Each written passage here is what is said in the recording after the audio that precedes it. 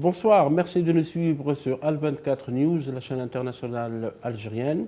C'est l'émission Objectif Ciné, notre émission sur le cinéma, le 7e art.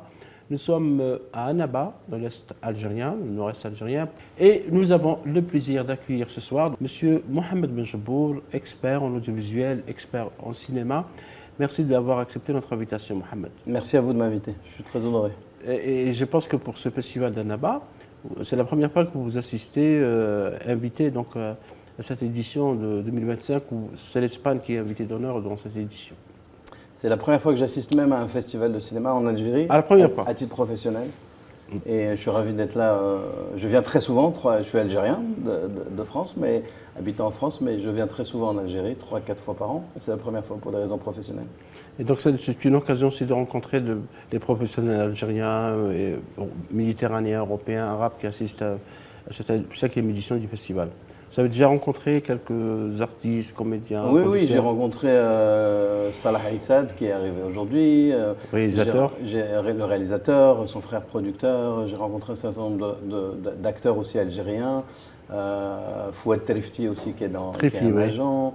Trifi, pardon. Un certain nombre de jeunes très actifs et qui ont envie de faire plein de choses dans le cinéma algérien, donc ça fait plaisir. Oui, on vous a vu aussi avec les deux comédiens, grands comédiens, algéro-français, Zinedine Soualem et Slimane Dazi, parce qu'ils sont là parce qu'il y a un film qui participe au festival. Le cinéma méditerranéen, Mohamed, est un cinéma qui est très présent sur la scène internationale. C'est un cinéma qui arrache beaucoup de prix. Et il y a quand même de grands festivals dans cette région du monde, le festival de Cannes par exemple, le festival de Venise, le festival du Caire, les journées cinématographiques de Tunis, de Carthage. Il y a aussi des festivals en Algérie évidemment, le festival d'Oran du film arabe, le festival d'Annaba du film méditerranéen. Comment évolue ce cinéma méditerranéen? Certains pensent qu'il est en train d'aborder, de se répéter sur cette thématique, certaines thématiques comme celle de la migration, celle de la violence, celle du trafic d'armes, trafic de drogue. Comment évolue ce cinéma, vous qui êtes un expert du cinéma? Moi, je ne suis pas un expert du cinéma espagnol, mais cinéma méditerranéen. Du cinéma méditerranéen, mais ce que je constate, c'est qu'il parle en effet des sujets que vous évoquez, qui sont la migration et les problèmes entre frontières, etc. Oui. Mais je trouve qu'il parle beaucoup aussi du sujet de la place de la femme dans la société, oui, des sujets de transformation aussi, des sujets sociaux et politiques. C'est un cinéma très riche et moi j'étais à Toronto, au Toronto Festival il y a quelques jours. Au Canada. J'ai vu au Canada absolument et j'ai vu un certain nombre de films, dont un film qui s'appelle Sirat, qui a été réalisé par un Catalan et qui était exceptionnel et qui ne parlait pas du tout d'aucun de ces sujets-là, oui, mais qui parlait plutôt de la recherche personnelle, spirituelle, etc., voilà, notamment dans le désert. Donc c'est un cinéma, moi je trouve, qui est très riche et qui ne faut pas caricaturer dans des sujets prédéfinis. Oui, parce que vous savez que certains festivals imposent certaines thématiques dans les films. Mohamed Benjebour, vous êtes aussi un expert de télévision. D'ailleurs, vous avez commencé dans l'univers de la télévision, notamment en France, avec la 5e, avec RFO, Monte Carlo Doualiya, etc. Parlez-nous un peu de votre expérience dans ce domaine de l'audiovisuel. Évidemment, on pense facilement qu'entre le budget et les cinémas, il n'y a pratiquement pas de frontières. Bien que la télévision, le domaine de la télévision et du cinéma, parfois, il y a des petites différences. Alors, moi, j'ai pu faire ce passage parce que je ne suis pas dans les métiers créatifs, oui, mais plutôt dans les métiers d'administration, d'administrateur et de business development, comme on dit, pardonnez-moi cet anglicisme, et de marketing, de commercial, de distribution. Donc, j'ai eu la chance, en effet, de commencer un peu par hasard avec Jean-Marie Cavada, oui, le grand journaliste, ancien présentateur de La Marche du Siècle. La Marche du Siècle qui était sur France 3 à l'époque. Absolument. Oui. Et qui, au moment de la création de ce qui s'appelle aujourd'hui France 5, oui, mais qui s'appelait à l'époque la 5e, qui était la chaîne éducative, dernière chaîne qui a été lancée sur le RTien en France, a voulu recruter plein de jeunes et m'a recruté un peu par hasard. Je me suis retrouvé un peu par hasard dans son équipe et j'ai appris beaucoup auprès de lui avant de travailler un peu plus avec Hervé Bourges, oui, qui était aussi un grand dirigeant de l'audiovisuel public français et un Algérien, hein, puisqu'il était algérien dans le cœur en tout cas. Oui, il visitait beaucoup l'Algérie. Hervé Bourges qui était le président du CSA, le Conseil supérieur de l'audiovisuel en France. Absolument, et qui a été mon parrain professionnel pour tout vous dire. On est dans des milieux, surtout en France, très fermés. Et c'est vrai qu'Hervé Bourges dès qu'il a vu qu'il y avait un Algérien quelque part, m'a donné la main et m'a aidé, m'a poussé. Grâce à lui d'ailleurs, j'ai pu être attaché audiovisuel, c'est-à-dire représenter les industries audiovisuelles et créatives françaises à Los Angeles. Aux États-Unis. Très tôt, aux États-Unis. Ouais, montrer qu'il y a beaucoup de concurrence, très concurrentielle. Absolument. C'est la capitale aussi du cinéma mondial, Absolument. avec Hollywood. Absolument, c'est la ville au monde où se crée l'imaginaire collectif commun, Ouais. avec évidemment la puissance d'Hollywood. Et j'ai eu la chance d'habiter là-bas et de diriger le bureau du cinéma français à Los Angeles, avant de partir plus tard en Inde. Ouais. Donc, c'est un autre univers, l'Inde. Hein. C'est une autre planète. Ouais, c'est une autre industrie. C'est le pays aux 1000 films par an, produits par an. Plus de 1000 films par an. Et contrairement à ce qu'on pense, Bollywood ne représente qu'un tiers de la production cinématographique indienne. Et c'est aussi c'est un pays-continent avec 114 langues officielles, 4000 dialectes. Et donc j'ai pu aller d'Hollywood, je dis souvent pour blaguer que je suis allé d'Hollywood à Bollywood. À Bollywood, ouais. Voilà, ça pourra faire le titre. Et quelle est justement, parce que vous avez connu les deux univers, quelle est la différence entre ces deux mondes? On connaît plutôt beaucoup le cinéma américain, Hollywood, sa naissance à partir des années 20, etc., l'évolution au fil des années.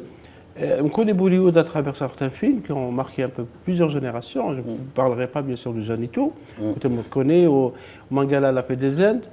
Quelle est la différence entre justement ces deux mondes? On a sur le plan professionnel, artistique? Oui, sur le plan, pour moi en tout cas, qui était à l'époque évidemment responsable de la promotion du cinéma français, à Hollywood, il y avait quand même une appétence pour le cinéma, notamment le cinéma des années 50, des années 60. Oui. Donc il y avait une connaissance et souvent les grands réalisateurs américains vous disent qu'ils ont appris le cinéma avec le cinéma français. Oui. Donc François Truffaut. Exactement, François Truffaut, Godard qui était suisse plutôt, mais Renoir a vécu à Hollywood d'ailleurs. Absolument. Et beaucoup aussi de compositeurs de musique, de films qui étaient à Los Angeles. Donc il y avait déjà une appétence pour le cinéma et j'ai envie de dire que c'était moins compliqué qu'à Bollywood après, qui est un monde très fermé. Mais moi j'ai eu la chance d'être à Los Angeles au moment où il y a eu Amélie Poulain, etc. Oui. Donc à soutenir la promotion de ces films-là qui sortaient à l'époque. J'ai toujours essayé, dans le cadre de mes fonctions professionnelles, qui pourtant à l'époque consistait à promouvoir le cinéma français, d'y intégrer la diversité du cinéma français, donc aussi des coproductions franco-algériennes ou des films algériens même qui concernaient la France, quels que soient les angles. Et j'ai eu l'occasion, en effet, je suis assez fier d'avoir promu et aidé à la projection de la bataille d'Alger sur Hollywood dans un cinéma très traditionnel et historique sur Hollywood Boulevard, sur Sunset Boulevard, pardon. J'avais fait ça entre 2000 et 2005, 2000 et 2004, en présence de Zafira Yassef, la fille de Yassef Saadi Rahman. Et ça a été un honneur pour moi que de promouvoir et d'activer cette opération. La bataille d'Alger, le film de Gillo Pontecorvo, d'ailleurs on va l'afficher derrière vous, un film qui est sorti en 1965 qui a été projeté au Festival de Venise, qui a été en partie censuré en France, parce que ça évoque un épisode de la guerre de libération nationale à Alger. On parlait de Bollywood. La vigueur du cinéma indien vient d'où? Comment est organisé ce cinéma à travers la production, la distribution, le financement aussi? Comment c'est organisé dans ce grand pays? Alors Bollywood, c'est en effet plus de 1200 films produits par an.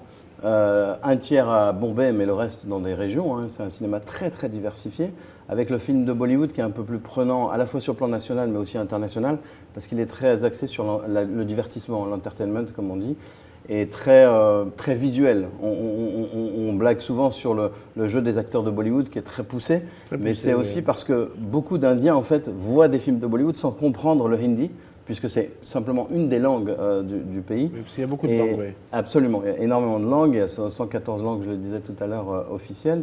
Et donc c'est un cinéma qui est très divertissant, c'est ce qu'on appellerait un cinéma popcorn. Sur le plan de l'industrie elle-même, ça a été longtemps une industrie très spontanée, qui a été aussi liée à des secteurs un peu... pas forcément légaux, y compris des mafias locales, etc. etc. C'était beaucoup une industrie qui faisait du blanchiment d'argent historiquement, à l'époque, dans le passé. Et moi, j'ai eu la chance d'y être après 2004. C'était une période où il y avait ce qu'on appelait en anglais la corporatisation de l'industrie, c'est-à-dire que ça se professionnalisait. Et avec le digital et le numérique, la transparence, elle est obligatoire. Donc on ne peut plus cacher des choses, notamment au fisc local. Et c'était aussi au moment où il y a eu une explosion du nombre de multiplex. Ce qui a permis aussi d'avoir une programmation très souple. Parce qu'avant, historiquement, les salles de cinéma en Inde étaient des salles de 1000, voire 2000 personnes, avec un seul écran. C'était des salles mono-écran. Et donc forcément, les exploitants ne prenaient pas le risque de montrer des films différents. Ils avaient un film de Bollywood ou un film de la région en question, et ils montraient leurs films toute la journée. Ça tournait. Avec les multiplex, ça leur a permis, avec des salles qui allaient de 100 sièges à 500, 600 sièges, d'avoir une flexibilité de programmation. Et le numérique a permis encore plus cette flexibilité, puisqu'on appuie sur un bouton de n'importe où et on programme un film. Donc j'ai eu cette chance de vivre cette professionnalisation ou la transformation du secteur, d'un secteur un peu, on va dire, artisanal, même s'il était massif, à un secteur très professionnel et très encadré. C'est un secteur qui emploie aussi beaucoup de monde en Inde. Qui emploie énormément de monde, absolument. Oui, qui emploie des millions de gens, qui est très organisé, qui crée des emplois, figurez-vous, aussi à l'étranger, parce qu'il tourne beaucoup à l'étranger. J'avais eu l'occasion de mettre en place une initiative qui consistait à attirer les tournages de Bollywood en France. Et puisque je m'étais aperçu que la plupart des scènes qui sont dans les grands films de Bollywood, dans les montagnes, vous savez, quand il y a le couple qui se chamaille ou qui chante ensemble, étaient tournées en Suisse. Et pourquoi la Suisse? Alors la Suisse, parce que souvent c'était des histoires qui intégraient un musulman et une hindoue, ou un pakistanais et un indien, et c'était censé se dérouler dans les montagnes du Cachemire. Et compte tenu de la situation politique, ils ne pouvaient pas tourner là-bas. Donc un jour, un grand producteur, Yash Chopra, que j'ai connu, paix à son âme, a décidé de tourner en Suisse, parce qu'il connaissait quelqu'un là-bas. Et puis ça a fait effet boule de neige, si je puis me permettre cette expression, dans les Alpes, puisque toutes les productions de Bollywood ont suivi et se sont déroulées, en tout cas les scènes chantées, se sont déroulées dans les Alpes. C'est pour ça qu'il y a beaucoup de pays actuellement qui travaillent sur la destination, pour faire leur pays des destinations de tournage, et on sait que les Indiens s'intéressent aussi au sud algérien, au Sahara. Il y a des demandes pour tourner dans ces beaux décors, et vous savez que l'Algérie est un immense pays où il y a beaucoup de décors naturels.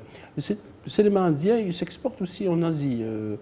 Est-ce que c'est son marché de destination, ou est-ce qu'il intéresse le monde entier? Parce que l'Asie, c'est quand même le plus grand continent. Alors, il est très centré en effet sur l'Asie, sur le monde arabe aussi. Moi, pour la petite anecdote, mon père, ma belle famille l'appelle Janitou. Je ne sais toujours pas pourquoi, parce que moi, je n'ai pas vu le film, mais il paraît qu'il ressemble au personnage principal.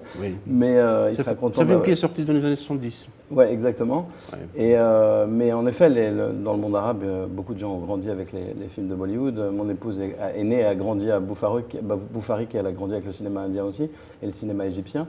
Mais c'est un cinéma qui, en effet, quand il s'exporte, par exemple aux États-Unis ou en Europe, il s'adresse d'abord à la diaspora indienne. Mais il ne cible pas le marché local, il cible la diaspora. Alors, parce qu'elle est importante quand même. C'est le marché, oui, elle est énorme, d'abord en quantité.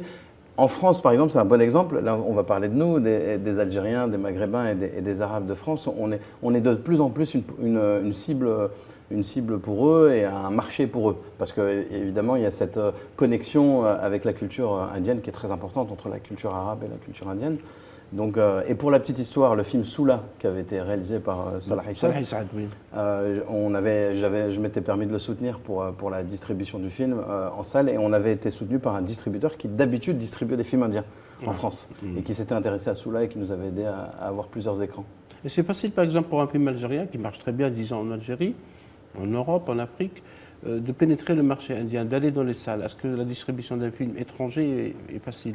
Alors, elle est très compliquée, mais elle est facilitée par ce phénomène dont je vous parlais, qui est la multiplication des multiplex, puisque pour un exploitant que de montrer un film algérien ou français dans une petite salle de 50 places, une séance par jour, etc., toute cette flexibilité et souplesse que j'évoquais tout à l'heure et qui est permis par le numérique, c'est un risque très minime. Donc ça vaut le coup d'essayer. Il y a une ambassade qui est toute petite algérienne à Delhi, mais avec des gens très dynamiques, en tout cas à l'époque lorsque j'y étais. Et on avait aussi fait des projections ensemble à l'époque avec l'ambassadeur Nourdine Bardad Daïdj, qui est un grand diplomate algérien, et avec qui on avait organisé quelques événements sur le cinéma algérien. Et vous suivez aussi de près le monde arabe, le cinéma dans le monde arabe. Je sais, vous êtes consultant, conseiller donc, du Red Sea Festival, le festival de la mer Rouge en Arabie Saoudite. Comment évolue aujourd'hui le cinéma arabe? C'est vrai qu'il y a des financements, il y a beaucoup de fonds qui existent, notamment dans des pays comme l'Arabie Saoudite ou le Qatar. Avec ce qui se passe actuellement dans le monde, parce qu'il y a quand même un génocide qui est commis à Gaza en Palestine, il y a des morts, il y a des situations un peu instables en Méditerranée. Le cinéma arabe aujourd'hui, comment il est? Vous qui les suivez un peu de près, parce que vous avez aussi travaillé aux Émirats arabes unis. J'ai travaillé aux Émirats, mais avec une responsabilité régionale. Autre. Donc je n'étais pas que sur les Émirats arabes unis. Franchement, le game changer, ce qui a changé et transformé l'industrie, en tout cas dans cette région, c'est le fait que l'Arabie saoudite réautorise le cinéma. Ouais. Ça s'est fait en mars 2018. Moi, j'étais à l'époque, je travaillais sur des projets là-bas. Et clairement, contrairement aux Émirats, qui n'est pas vraiment un pays en tant que tel, qui n'est pas un pays important en volume, puisque la population ne représente que 10% de la population résidente. Aujourd'hui, le nombre d'entrées en Arabie Saoudite est le plus élevé dans le monde arabe, sur le marché Middle East Nord-Africain, donc Moyen-Orient et Afrique du Nord. C'est à peu près combien En nombre d'entrées, on est aujourd'hui à plusieurs millions d'entrées.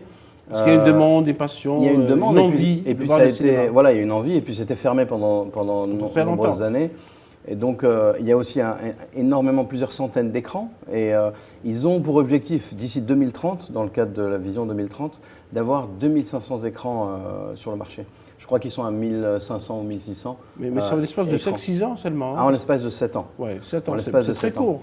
C'est très court, et en même temps, c'était un pays qui, avant l'autorisation du cinéma, en fait, produisait beaucoup de contenu, parce que les jeunes Saoudiens c'était non seulement le pays dans le monde où on consommait le plus de YouTube, mais ce que ne savaient pas beaucoup de gens, c'est que c'était aussi le pays où on uploadait, on mettait en ligne le plus de contenu. Ouais. C'est-à-dire que les jeunes Saoudiens étaient très créatifs, très actifs.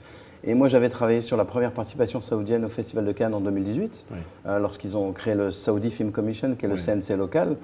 C'est le Conseil national du cinéma. Absolument. Et on avait amené une quarantaine de jeunes réalisateurs saoudiens. Et tous les visiteurs du pavillon saoudien, y compris nos amis algériens, venaient et disaient « Mais comment vous pouvez avoir une délégation aussi importante, puisque le cinéma a été autorisé il y a 3 mois ?» Et on leur expliquait que c'était des gens qui créaient du contenu sur Internet. Par voie de conséquence, le marché étant le plus important de tout le marché, les distributeurs américains, etc., s'intéressent beaucoup à ce marché. Et les Saoudiens, je dois dire, ont misé beaucoup sur la formation des jeunes, première chose, et deuxièmement sur l'attraction des tournages sur place. Et comme ils savaient, tout ça est un cercle vertueux, évidemment, puisque vous ne pouvez pas avoir de tournage si vous n'avez pas des techniciens, des gens qui puissent accueillir les... Formés, etc. Formés, etc. Au métier du cinéma. Exactement. Et donc j'avais mis en place notamment un programme de formation à travers le monde, pas seulement en France, mais aux États-Unis, en Inde. On a envoyé des jeunes Saoudiens, etc., en Inde, dans des écoles de cinéma, pour qu'ils se forment au métier notamment technique, mais pas seulement. Parce qu'en général, dans des pays comme les pays du Golfe, les jeunes veulent tous être producteurs ou réalisateurs. Oui. Et donc il a fallu leur faire comprendre. Et en Saoudie, c'est une vraie population avec plusieurs classes sociales, contrairement aux Émirats ou au Qatar. Donc il y avait des gens, plus de candidats, on va dire, pour les métiers de technicien. Oui. Donc ça s'est effectivement développé très vite. Et d'ailleurs, aujourd'hui, le cinéma saoudien, à l'époque, avant l'ouverture, il était déjà produit en Arabie Saoudite, mais diffusé en dehors. Parce qu'à un moment donné, vous savez, il n'y avait pas de salle de cinéma. Le cinéma saoudien aussi, il est présent sur les plateformes.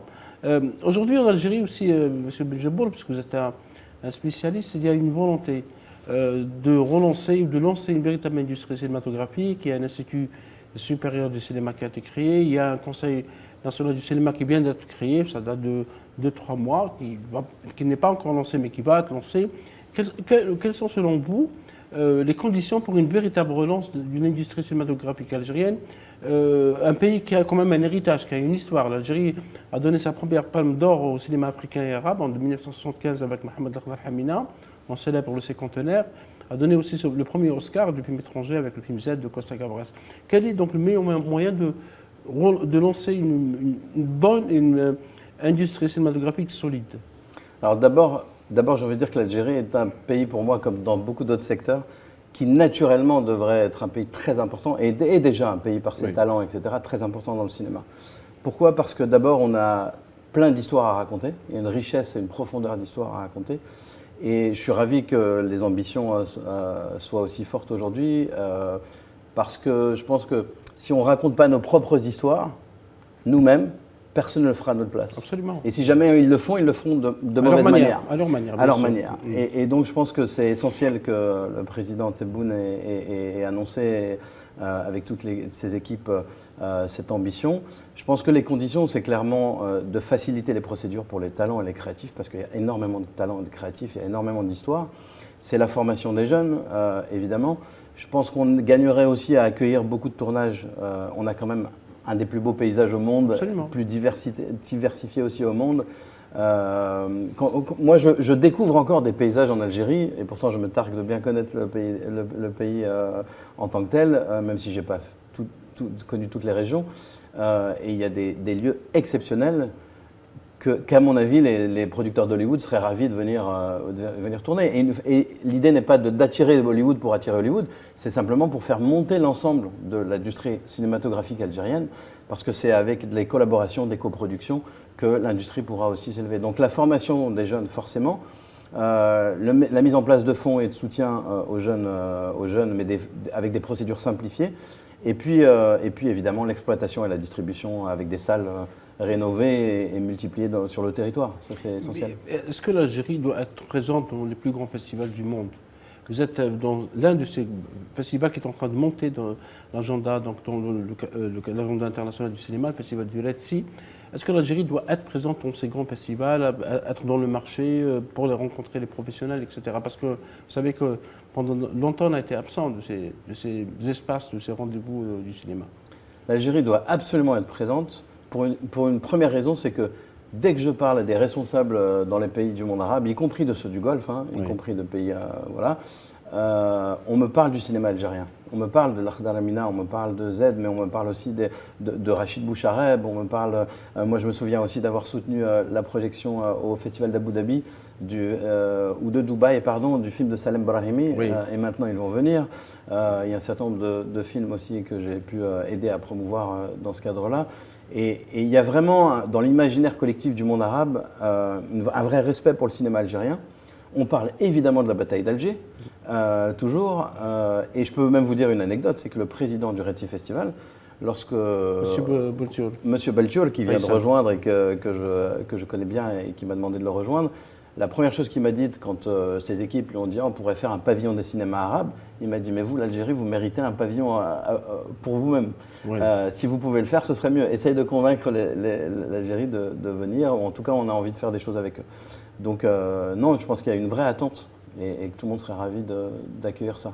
Le Red Sea Festival, le festival de Red Sea, est en train de se placer, comme je disais tout à l'heure.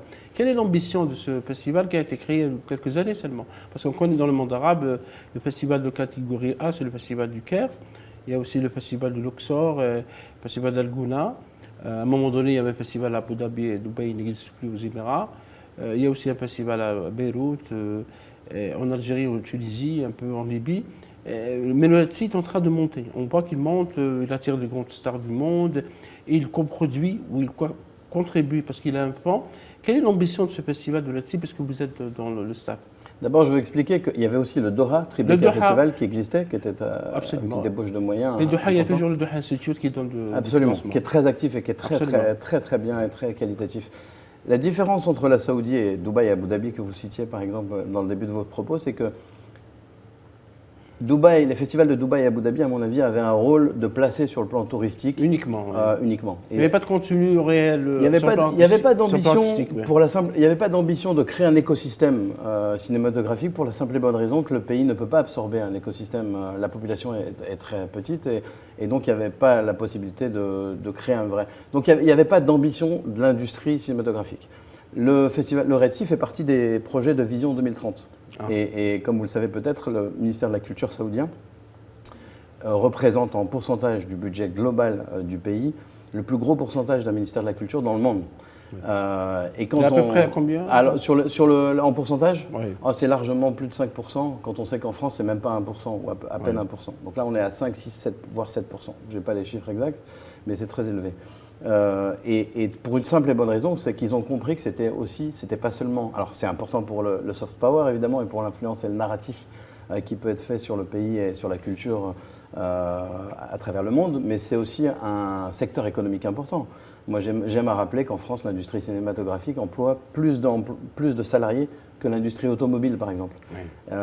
Et ça, le gouvernement saoudien et les Saoudiens ont compris que c'était aussi, en plus qu'il fallait donner des jobs aux jeunes Saoudiens, des emplois aux jeunes Saoudiens, c'est aussi un secteur économique qui est très très important, et d'exportation et d'échange avec l'international. Donc je pense qu'il y a une vraie différence par rapport aux deux festivals qu'on citait tout à l'heure. L'ambition, c'est vraiment, alors ils annoncent très clairement, et ils le font dans les faits, les fonds dont vous parliez couvrent pas seulement la Saoudie ou même le monde arabe, ils s'intéressent au monde arabe, à l'Afrique et maintenant à l'Asie. Ils ont ouvert à l'Asie, donc il y a une vraie volonté de soutenir le cinéma un peu émergent ou différent, on va dire. Et c'est vrai que le cinéma emploie beaucoup de main-d'œuvre, beaucoup de salariés. Au Nigeria seulement, pour terminer, le Nigeria c'est presque 2 millions d'employés, 1 million en Égypte et d'autres. Donc c'est pour ça que le cinéma qui fait partie des industries culturelles créatives est un secteur qui a de l'avenir, contrairement à ce qu'on peut dire ici et là. Mohamed Benjabor, merci beaucoup. Merci à vous. Merci d'avoir accepté notre invitation. Merci pour ce débat très très riche. On aura sûrement l'occasion de vous retrouver dans d'autres émissions sur notre chaîne. Merci à vous de nous avoir suivis sur Al24 News. On vous donnera rendez-vous très prochainement dans cette émission sur le cinéma. Au revoir.